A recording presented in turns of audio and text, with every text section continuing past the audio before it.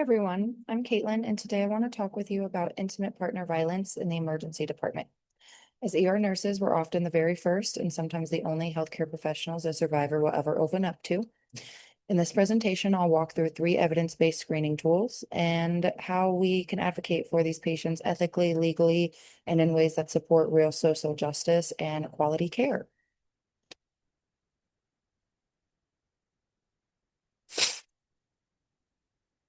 So why does this matter so much in our world? IPV is incredibly common, but it's also incredibly underrecognized because most survivors won't bring it up unless we ask directly. More than 1 in 3 women and more than 1 in 6 men in the US experience physical violence and sexual violence or stalking by a partner at some point in their life.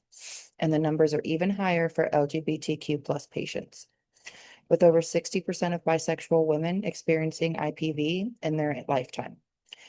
For a lot of survivors, the ER is the only touch point they have with the healthcare system, which puts a lot of responsibility and opportunity in our hands. Because most patients aren't going to volunteer this information, best practice is universal screening, meaning we ask every single patient, not just the ones we think might be affected. I want to walk you through 3 validating tools that can help with that. HITS, which is a quick verbal screen you can use at triage. The Danger Assessment 5, which helps flag patients who might be at risk for serious harm or even death. And the WAST, which goes a bit deeper if a patient needs a more thorough conversation. So let's start with HITS, which stands for hurt, insult, threaten, and scream. It's just 4 questions asking how often a partner does each of those things, rated from never to frequently. And it takes less than a minute to run through.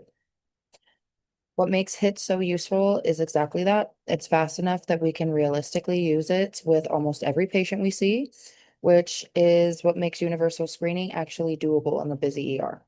A higher score means we need to follow up privately away from any partner or family member in the room. Next is Danger Assessment 5, or DA5.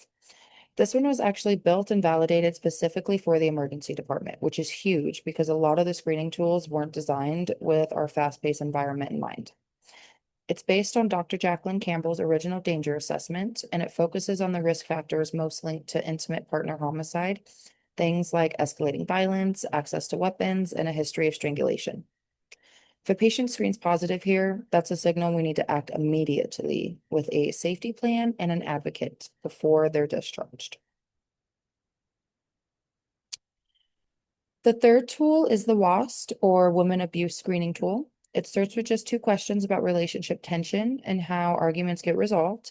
And if those raise any concerns, there are more questions that dig into fear, emotional abuse, physical abuse, and sexual abuse specifically. I like this one for patients who screen positive on HITS and need a more in-depth conversation because it actually gives them language for types of abuse they might not have thought to call abuse in the first place.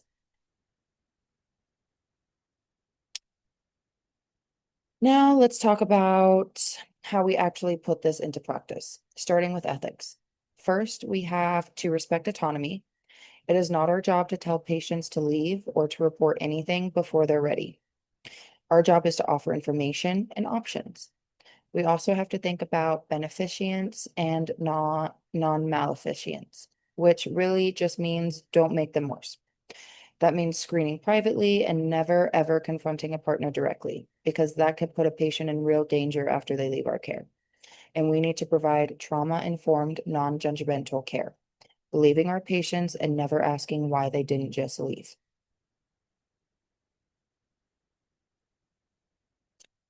Legally, there are a few things the ER nurses need to know. First, mandatory reporting laws for IPV and are different in every state and sometimes depend on the specifics of the situation, like whether a weapon was involved.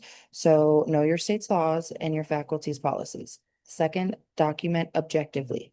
Use the patient's exact words in quotes, describe injuries factually, and photograph with consent, because this record might end up supporting a protective order down the road.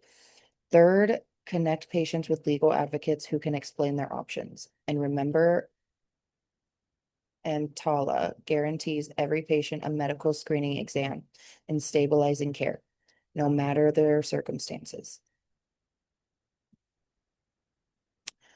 Social justice is a huge piece of this conversation. IPV doesn't affect every population equally.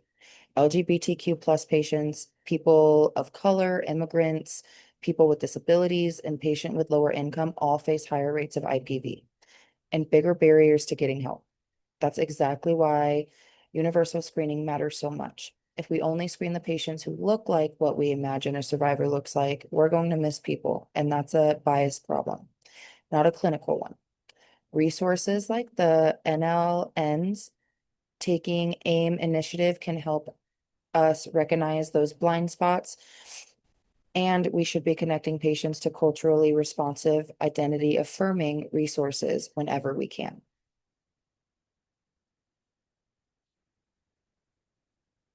And this all ties back to quality improvement. Without a real screening protocol, most IPV in the ER goes completely undetected.